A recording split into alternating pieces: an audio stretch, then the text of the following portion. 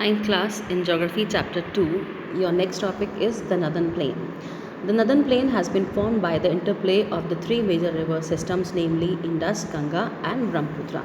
Northern Plains जो है हमारी तीन मेन जो नदियाँ हैं उनके वर्क से बनी हुई है, इंडस, गंगा एंड ब्रह्मपुत्रा। ये तीनों नदियाँ जब हिमालय से नीचे की तरफ आती हैं तो अपने साथ में काफ़ी सारे सेडिमेंट्स लेकर आती हैं और फिर क्योंकि प्लेन एरिया पर आ रही है तो यहाँ पर ये डिपॉजिट करती हुई चली जाती हैं और इसी की वजह से हमारी जो नदर्न प्लेन्स है वो फॉर्म हुई है।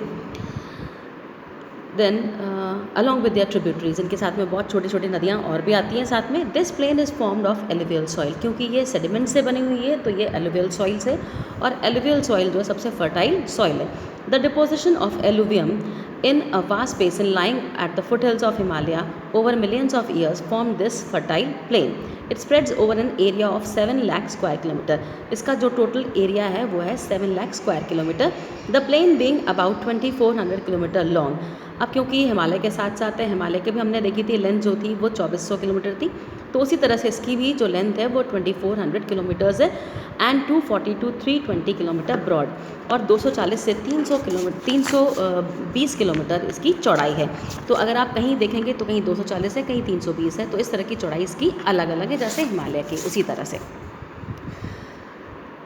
Then is a densely populated physiographic division, ये काफ़ी ज़्यादा घनी आबादी वाला क्षेत्र है with a rich soil cover combined with adequate water supply and favourable climate. यहाँ की क्लाइमेटिकल कंडीशंस काफ़ी अच्छी हैं, अच्छा खासा वाटर सप्लाई होता है। It is agriculturally a productive part of India, और इसीलिए ये एग्रीकल्चर के लिए सबसे प्रोडक्टिव पार्ट है इंडिया का। The rivers coming from northern mountains are involve in depositional work in the lower course due to gentle slope. The velocity of the river decreases with result in the formation of riverine islands.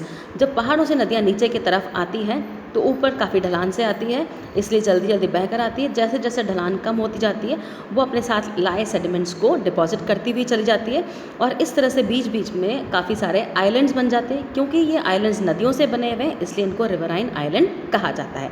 अब यहाँ पर आपको एक fact देखना है, do you know में Majuli in the Brahmaputra river is the largest inhabited riverine island in the world.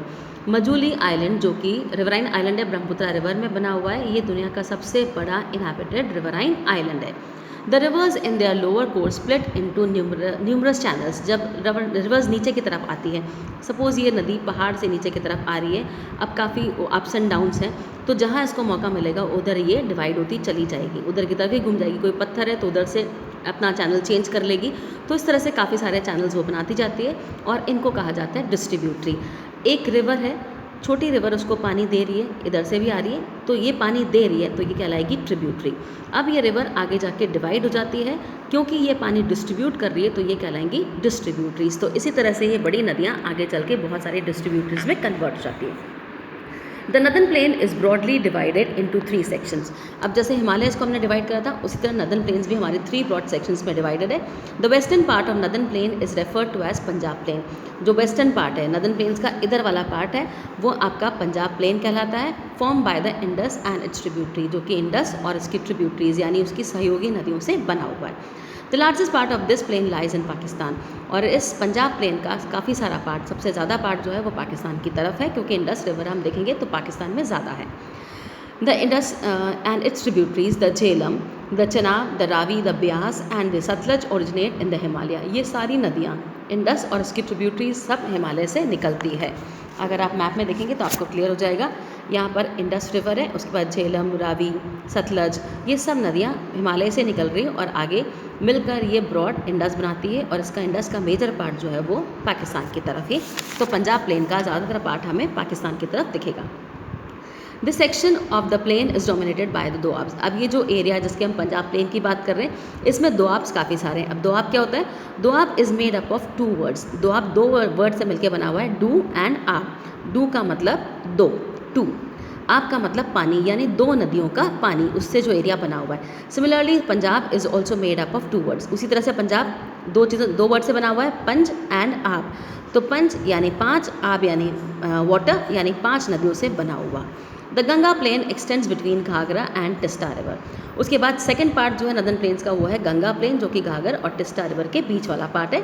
It is spread over the states of north India. ये India के नॉर्थ के जो स्टेट्स हैं, हरियाणा, दिल्ली, यूपी, बिहार, पाटली, Jharkhand and west Bengal, to its east, ये area वो वाला है। In Assam lies the Brahmaputra plain, और आसाम की तरफ आपकी पड़ेगी ब्रह्मपुत्रा प्लेन, ब्रह्मपुत्रा नदी आपकी उधर ही है।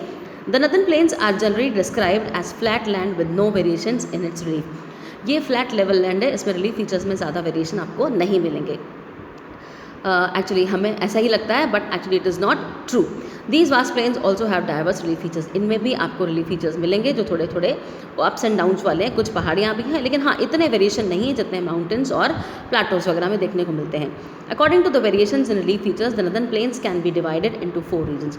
अब रिलीफ फीचर्स के वेरिएशन के अकॉर्डिंग हम नदन प्लेन्स को 4 पार्ट्स में डिवाइड करेंगे। रिवर्स के अकॉर्डिंग हमने 3 पार्ट्स में करा था, और फीचर्स के अकॉर्डिंग हम 4 पार्ट्स में करेंगे। The rivers after descending from the mountains deposit pebbles in a narrow belt of about 8 to 16 kilometre in width lying parallel to the slopes of the Shivalik. नदियाँ जब ऊपर से नीचे की तरफ आती है, शिवालिक लास्ट रेंज थी, तो वहाँ से जब नदियाँ प्लेन की तरफ टच कर रही हैं तो थोड़ा सा अप और थोड़ा सा डाउन वाला जो एरिया है वहाँ पर वो अपना डिपॉजिशनल वर्क स्टार्ट करेंगी, और वहाँ पर आपको बड़े बड़े पेबल्स मिलेंगे। आप अगर पहाड़ों की तरफ कभी गए हों तो जब नदियाँ नीचे की तरफ आती है तो गोल गोल जो पत्थर होते हैं, इसको हम लोडी कहते हैं, वो आपको पार्ट वहाँ पे मिलेगा। ये 8 से 16 किलोमीटर का तकरीबन एरिया है जो शिवालिक से पैरेलल है। इसको कहते हैं Bhabar. All the streams disappear in this Bhabar belt. जितनी भी बहती हुई नदियाँ ऊपर से आ रही थी वो सब यहाँ पर डिसअपियर हो जाएंगी, क्योंकि उनका बहाव कम हो जाएगा, अब वो सिंपल रिवर में कन्वर्ट हो जाएगी। South of this belt the streams and reverse री एमर्ज। उसके बाद क्योंकि यहाँ पर पत्थर काफ़ी सारे हैं तो पानी काफ़ी कम देखने को मिलेगा, वो नीचे की तरफ चला जाएगा। उसके बाद थोड़ा सा हम और आगे बढ़ेंगे, ये नदियाँ री एमर्ज हो जाएगी and create a wet swampy and marshy region called Terai. फिर उसके बाद आपको गीला स्वाम्पी हल्का सा दलदल कीचड़ वाला एरिया नज़र आएगा जिसको तराई कहा जाता है। तो पहले पहाड़ों से लोडियों वाला एरिया जो कि भाबर कहलाता है, उसके बाद दलदल वाला एरिया जो कि तराई कहलाएगा। This was a thickly forested region full of wildlife. ये वो एरिया है जो कि घने जंगलों से और वाइल्ड लाइफ से भरा हुआ है। The forest have been clear to create agricultural land and to settle migrants from Pakistan after partition. ये ज़मीन एग्रीकल्चर के लिए क्लियर की जा चुकी, काफ़ी सारे जंगल हटा दिए। उसके अलावा काफ़ी सारे माइग्रेंट जो पाकिस्तान से इंडिया में आए थे पार्टीशन के बाद, उनको रीसेटल करने के लिए भी यूज़ की गई है। The largest part of the northern plain is formed of older alluvium. अब नदन प्लेन का काफ़ी सारा पार्ट जो है वो ओल्डर एलुवियम से बना हुआ है। They lie above the flood plains of rivers and present terrace like feature. अब ये जो एरिया है हमारा फ्लड प्लेन्स वाला एरिया है, क्योंकि यहाँ पर बारिश के साथ हर साल तकरीबन बाढ़ आती रहती है और एक टेरेस लाइक फीचर बनाता है, जैसे छत होती है उस तरह से। This part is known as bhangar, इसको हम कहते हैं bhangar. The soil in this region contains calcareous deposits locally known as kankar. अब यहाँ पर आपको थोड़े मोटे पार्टिकल्स मिलेंगे जिनको कंकर कहा जाता है। The newer younger deposits of the flood plain are called khadar. मान लीजिए ये नदी है, इस नदी में हर साल बाढ़ आती है तो इसके आसपास का जो एरिया है ये हमेशा रिन्यू होता रहेगा। ये आपका जो न्यू ईयर डिपॉजिट्स वाला, यंगर डिपॉजिट्स वाला, फ्लड प्लेन्स वाला जो एरिया है ये आपका खद्दर कहलाएगा। और जो थोड़ा दूर वाला एरिया है, यहाँ पर रेयरली कभी बाढ़ आती है, तो ये आपका कंकर वाला जो दूसरा एरिया है जिसमें कंकर पार्टिकल्स आपको ज़्यादा मिलेंगे वो कहलाएगा। They are renewed almost every year. अब ये जो खद्दर वाला एरिया नदी के पास वाला, क्योंकि हर साल बाढ़ आती है तो ये हर साल रिन्यू होता रहता है, यानी जो एक लेयर है वो रिमूव हो जाती है और नई लेयर डिपॉजिट हो जाती है। तो इसमें आपको एक्स्ट्रा फर्टिलाइज़र की ज़रूरत नहीं है, ये ऑलरेडी फर्टाइल रहती है। इसीलिए इंटेंसिव एग्रीकल्चर के लिए ये एरिया काफ़ी ज़्यादा यूज़फुल है।